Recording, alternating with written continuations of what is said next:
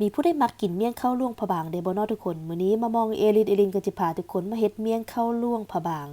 เนื้อเนียนๆหอมๆรสชาติกลมกล่อมเหนียวแซ่บๆแบบนี้กินไปพร้อมๆกันเนาะเวลากินคู่กันกับมักเผ็ดแห้งทอดกรอบๆไปสิจะเป็นเข้ากันดีคักเด้อทุกคนวิธีเฮ็ดก็บ่ได้ยากเนาะเฮ็ดง่ายๆเฮาก็ไปลงมือเฮ็ดพร้อมๆกันเลยทุกคนขั้นตอนที่อื่นเฮาก็จะเอากระดูกหมูนี้มาต้มให้เป็นน้ำซุปก่อนเนาะปรุงรสชาติใส่แต่เกลือแล้วก็แป้งนัวเนาะทุกคนเนาะแล้วก็จะต้มไปจนว่ากระดูกหมูของเฮามันมีน้ำนัวออกมาเลยทุกคนแล้วเฮาก็จะมาตองเอาแต่น้ำซุปเนาะทุกคนเนาะทุกคนก็สามารถกะปริมาณได้ตามใจมักเลยเนาะว่าจะเฮ็ดน้อยหรือหลายแล้วเฮาก็จะมาปรุงรสชาติเพิ่มเติมด้วยน้ำตาลและน้ำปลาเนาะทุกคนก็ปรุงรสชาติให้มันได้รสปากที่ตัวเองกินเนาะรสชาติของเมี่ยงข้าวก็จะมีรสชาติหวานเค็มนัวเนาะทุกคนเนาะสูตรที่มามองเอลินเขียนไว้นี่เป็นสูตรของมามองเอลินเฮ็ดกินเองเนาะบ่ฮู้ว่าทุกคนจะใส่ปริมาณข้าวน้อยหรือหลายก็สามารถกะเอาแล้วก็ซีมเอาเนาะทุกคนเนาะได้แล้วเฮาก็จะไปพักน้ำซุปให้เย็นแล้วมื้อนี้เฮาก็สิมาเตรียมทอดมักเผ็ดแห้งกันเพื่อที่จะเอาไปกินคู่กันกับเมี่ยงข้าวนี่เนาะทุกคนเนาะทอดไปจนมักเผ็ดแห้งของเฮามันมีความกรอบแล้วก็เอาขึ้นไปพักให้เสด็จน้ำมันกันไว้เลยทุกคนแล้วมื้อนี้เฮาก็จะมาทอดกระเทียมและหอมแดงกันเนาะกระเทียมและหอมแดงนี่เฮาก็สิทอดเอาไปโรยหน้าเมี่ยงข้าวนี่เนาะเพื่อเอาไปกินคู่กันกับเมี่ยงข้าวให้มันมีความหอมของกระเทียมและหอมแดงทอดนี่เนาะเฮาทอดไปจนว่ากระเทียมของเฮามันมีความกรอบเป็นสีเหลืองทองงามไม่สิแล้วก็เอาตักเอาขึ้นไปพักให้เสด็จน้ำมันกันเลยทุกคน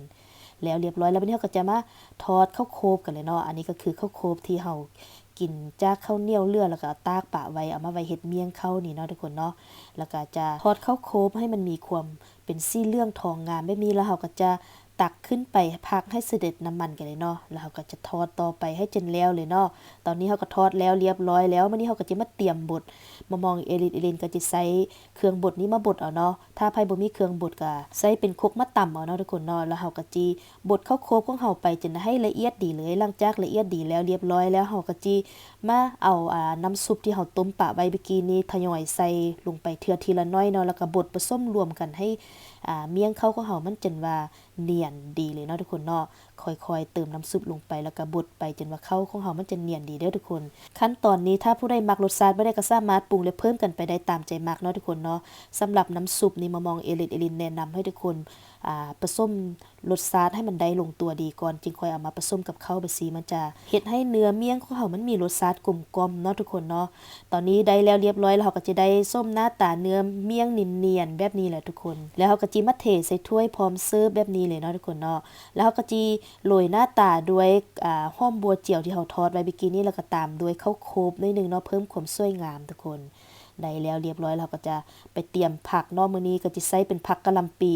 เอามาลวกก่อนเนาะทุกคนเนาะถ้าเป็นอยู่เมืองลาวนี่ก็จะเน้นเป็นผักทองเนาะทุกคนเดี๋ยวนี้ผักทองก็ซอกหายากแล้วเขาเจ้าก็สิหั่นมาใส่ผักกะหล่ำปีนี้ทดแทนแล้วเนาะหรือว่าเอาตามผักที่ตัวเองมักกินเลยเนาะทุกคนแล้วมื้อนี้ก็สิมาเตรียมเครื่องเคียงกันเลยเนาะก็จิมีหัวสิไข่นี่ก็จะซอยบางๆแบบนี้แล้วก็คนให้บนทั้งหัวทั้งก้านมันผสมกันแบบซีแล้วก็จะเอาใส่จานผักป่าไว้แล้วมื้อนี้เฮาก็จิมาเตรียมซอยผักบัวใบเนาะซอยให้บางๆแบบนี้แล้วก็เตรียมไปซอยผักหอมกันเลยทุกคนผักหอมนี่ก็ใส่ได้ตามใจมากเลยเนาะทุกคนเนาะหลังจากเฮาซอยทุกอย่างได้แล้วเรียบร้อยแล้วเนาะมามองเอลินก็จะเอาทุกอย่างนี้มาผสมรวมกันแบบนี้เลยทุกคนผู้ใดบ่มักก็